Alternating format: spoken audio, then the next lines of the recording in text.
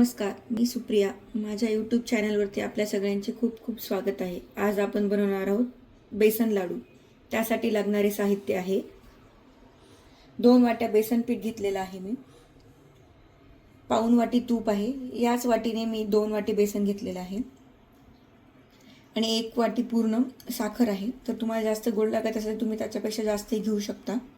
वेलची पूड आहे.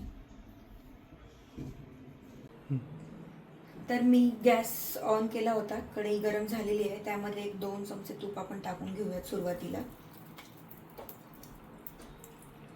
सगळं तूप सुरुवातीलाच टाकायचं नाही आहे आपल्याला. थोडं थोडं तूप टाकायचं आहे, जसं लागेल तसं.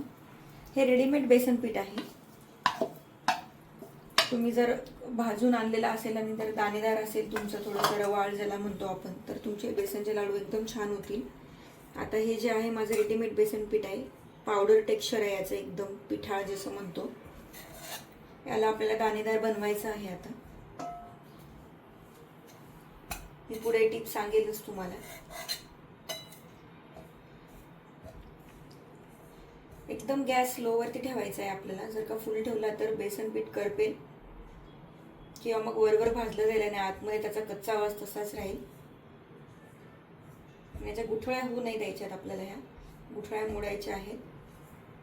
एक 5-5 मिनिट झाले की आपल्याला थोडं थोडं तूप त्यात सोडायचं आहे. एक 15 ते 20 मिनिट लागतात साधारण. हे एक पाव किलो म्हणू शकतो आपण. 250 ग्राम बेसन पीठ आहे. जर तुमचं बेसन पीठ जास्त असेल तर तुम्हाला अर्धा तास पण लागू शकतो. पण मंद आचेवरती भाजत आहोत त्यामुळे थोडासा वेळ लागतो याला. पण जितकं वेळ कोणती पण रेसिपी बनवायला घेते त्याचा टेस्ट तितकेच चांगली लागते.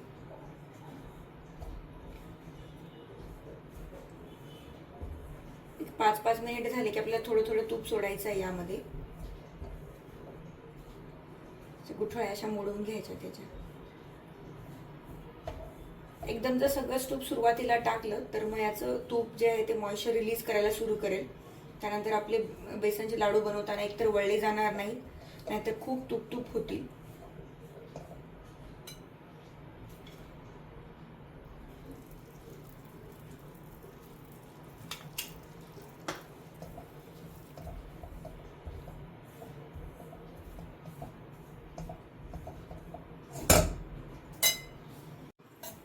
तर एक अजून 5 मिनिटांनंतर मी 2 चमचे ते तूप ऍड करून घेतलेलं आहे. तुम्ही बघू शकता थोडा थोडा याचा कलर चेंज व्हायला लागलाय. गॅस मंद आचेवरच आहे अजून सुद्धा. आपल्याला गॅसची स्पीड वाढवायची नाही आहे शेवटपर्यंत.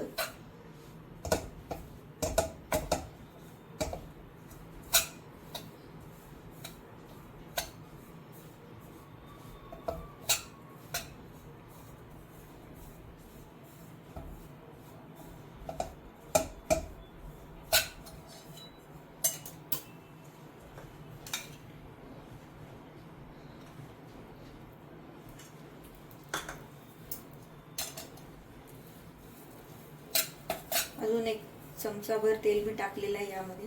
1.5 चमचा तूप टाकलेलं आहे मी यामध्ये.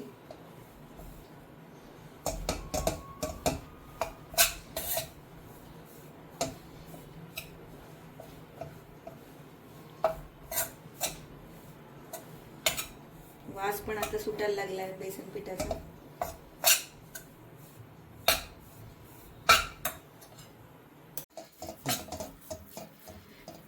तर तुम्ही बघू शकता बेसनचा कलर पण चेंज होत आलाय आणि वास पण चांगला यायला लागला याचा. तर यामध्ये एक टिप आता आपण शेअर करणार आहे मी तुमच्यासोबत, जेणेकरून आपले लाडू खूप दाणेदार होतील. थोडंसं पाणी घ्यायचं आहे हातामध्ये, बेसन पिठावरती शिंपडायचं आहे एकदम हलकंसं. याने आपले जे लाडू आहेत ते पिठाळ नाही होणार किंवा टाळूला चिकटणार नाहीत. 2-3 वेळा आपल्याला सेम प्रोसिजर करायची आहे. एकदम हलक्या हाताने शिंपडायचं आहे पाणी.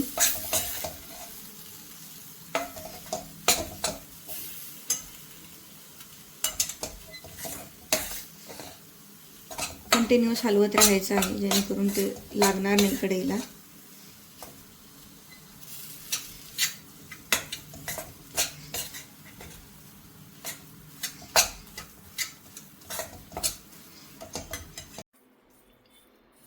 तर थंड झाल्यानंतर हे मिश्रण मी एका परातमध्ये काढून घेतलं होतं. आता बऱ्यापैकी थंड झालेलं आहे.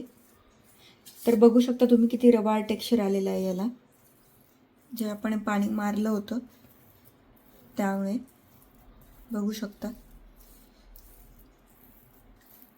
आताच यामध्ये आपल्याला पिठी साखर जी आहे ती टाकून घ्यायची आहे.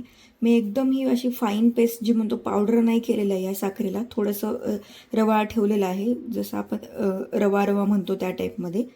ही पण एक टीप आहे की आपले जे लाडू आहेत ते टावळं चिकटणार नाहीत.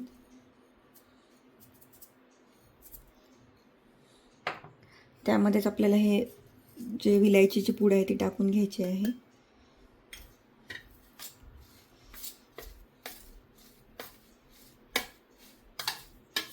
व्यवस्थित मिक्स करून घ्यायचं आहे आपल्याला हे.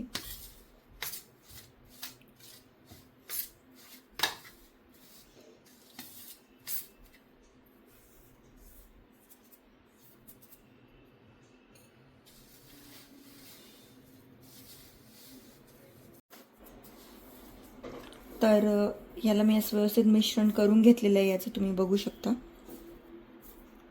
तुम्ही हव्या त्या आकाराचे याचे लाडू बनवू शकता, म्हणजे खूप छोटे नाही मोठे नाही, तुम्हाला जसे आवडतात तसे. व्यवस्थित गोळा बनवून येतो याचं तुम्ही बघू शकता. व्यवस्थित तूप मिक्स झालेलं आहे आपल्या याच्यामध्ये. तर तुम्ही बघू शकता किती सुंदर याचे लाडू वळले गेलेले आहेत. थोडं एक 10 मिनिट ह्याला सेट करून घ्यायचं. थंड जसं जसं होईल तसं तसं ते लाडू जे आहेत ते घट्ट व्हायला सुरू होतात. सुरुवातीला तुम्हाला वाटेल की ते खूप मऊ होत आहेत, सेल होत आहे, तूप सुटायला लागले. पण एक 10 ते 15 मिनिट झाल्यानंतर मिश्रण एकदम थंड झाल्यानंतर लाडू एकदम व्यवस्थित वळले जातील. तुम्ही बघू शकता किती सुंदर दिसत आहेत. तुम्हाला हवं तर एक मी तोडून दाखवते. एकदम पिठाळ टेक्स्चर नाही आलं आहे त्याला. जे टिप्स तुम्ही जर फॉलो केल्या तर तुमचेसुद्धा लाडू एकदम रवाळ होतील, दाणेदार होतील. तर नक्की बनवून बघा आणि मला सांगा कसे झालेत ते. हॅपी दिवाळी.